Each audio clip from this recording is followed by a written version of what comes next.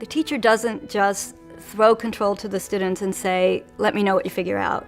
She really has to plan ahead of time. She has to figure out how to group the students so that they're the most productive.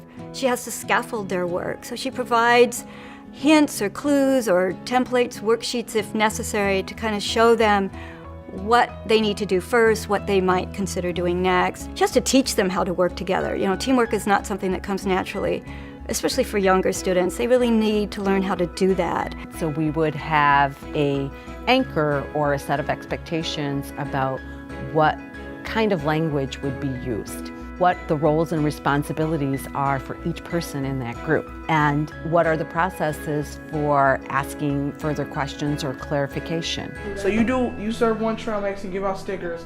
I do two trail mixes. Bryce does the questions, and then you do the sticker other stickers. So when students are working on projects in different groups, it's difficult to get to all of them at once, and they may really need you. So my first strategy for that is teaching a child how to use each other, teaching them how to talk to one another. And so here we call it accountable talk. So what are ways that you talk with each other when you disagree? How do you do that in a respectful manner to continue to collaborate with each other and keep the project moving?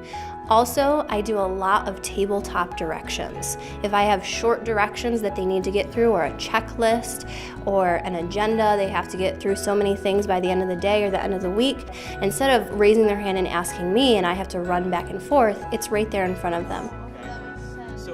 So it's really the art of facilitation. The teacher would not be at the front of the room directing instruction, but instead she is choreographing instruction. So she's like a conductor, and she would go to all the different tables and groups to ensure that each group is working in harmony to achieve that goal at the end.